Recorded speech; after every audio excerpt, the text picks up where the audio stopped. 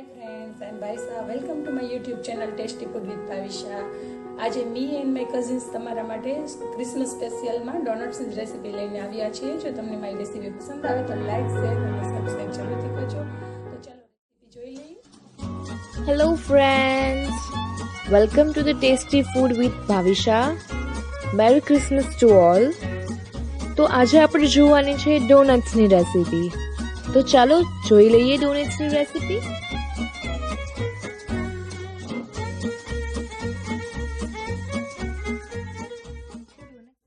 Ingredients જોઈ લઈએ.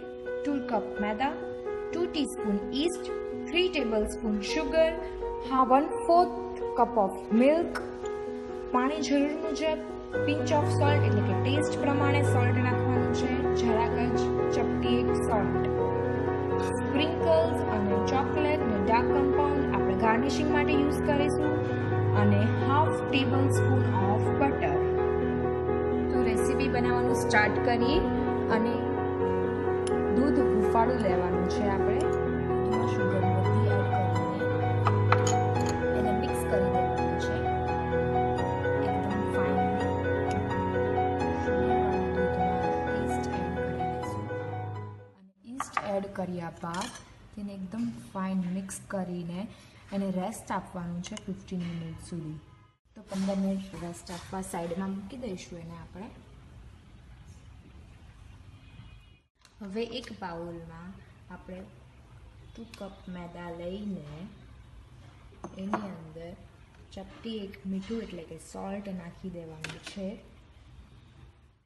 અત્યારે હું 2 કપ ઓફ વોટર નાખીને એને મિક્સ કરું છું, અને પછી જો જરૂર પડશે તો આપણે પાછું વધારે પાણી એડ કરીશું. તો ઈસ્ટ, મિલ્ક અને શુગરનું મિક્સર કંઈ આવું દેખાશે, અને એ મિક્સચર આપણે આમાં એડ કરી દેવાનું છે. લોટ બાંધતા હતા એમાં એડ કરીને પછી એકદમ ફાઇન લોટ આપણે બાંધવાનો છે. પછી એને 5 થી 10 મિનિટ સરસ રીતે મસળવાનો છે. ખેંચીને મસળવાનો છે. 5 મિનિટ મસળાયા પછી એની અંદર આપણે નાખવાનું છે બટર. 1/2 ટેબલસ્પૂન જેટલું બટર નાખવાનું છે અંદર. ફરી પાછું મસળવાનું સ્ટાર્ટ કરી દેવાનું છે, અને પછી 5 થી 10 મિનિટ મસળવાનું છે પાછું. તો મસળ્યા પછી આપણો લોટ કંઈક આવો દેખાય છે, અને એને હવે આપણે રેસ્ટ આપવાનો છે 1 થી 1.5 કલાક સુધી. તો એના ઉપર બટર, ઘી કે તેલ લગાવી દેવાનું છે આપણે આવી રીતના. હવે એને રેસ્ટ આપશું 1 થી 1.5 કલાક માટે. તો તમે જોઈ શકો છો કે લોટ કેવો ફૂલાઈને મોટો થઈ ગયો છે સાઈઝમાં. લોટને ફૂલાયા બાદ પણ તમારે 5 થી 10 મિનિટ પાછો મસળવાનો છે.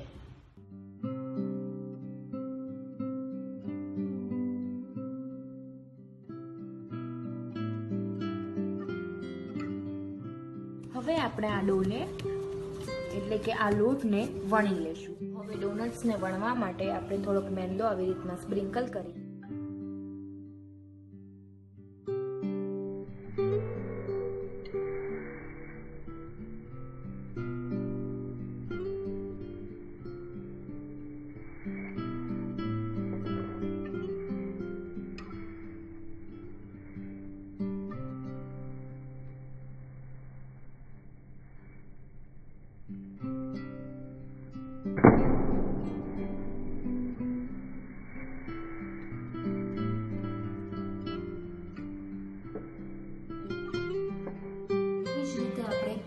ડોનટને વણીને કટ કરી લઈશું. જોઈ શકો છો વણાયેલા લોટનું લેયર 1 ઇંચની નજીક જેટલું હોવું જોઈએ.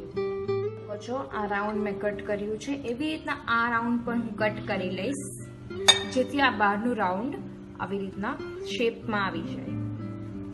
એ પછી આવી રીતના લોટ આખો બધો લઈ લેવાનો છે. તો હવે આપણે કરશું સેન્ટરનું રાઉન્ડ કટિંગ.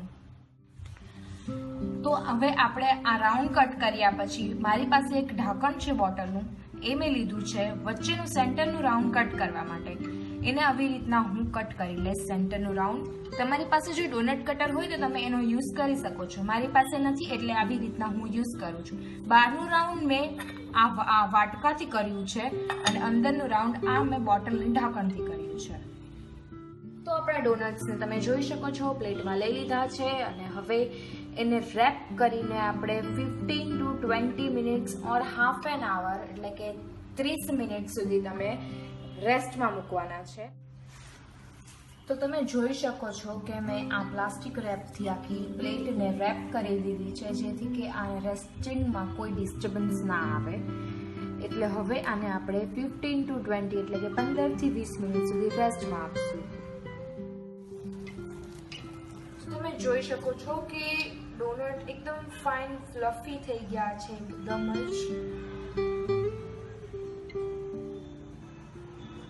એને આપણે ફ્રાય કરશું ફ્રાય પેનમાં અને એકદમ ફૂલ ગેસ નથી રાખવાનો ને એકદમ ધીમો પણ નથી રાખવાનો, મીડિયમ ફ્લેમ પર આપણે એને ફ્રાય કરીશું.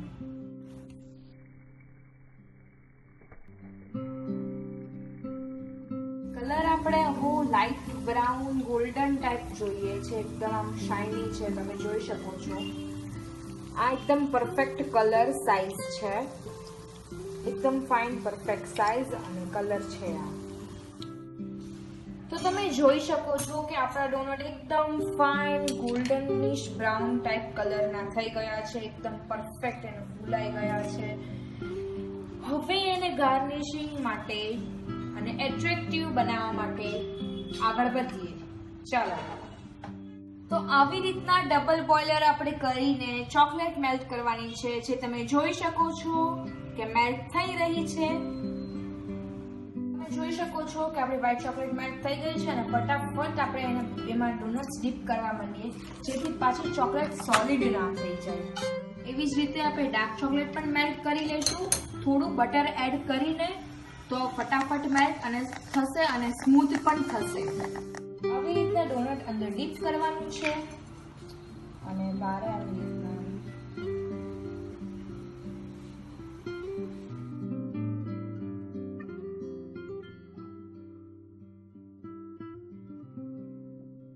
આ રીતે ડીપ કર્યા બાદ એના ઉપર આપણે સ્પ્રિંકલર્સ છાંટી દઈશું જેથી એ ઓર એટ્રેક્ટિવ અને ટેસ્ટી પણ લાગશે.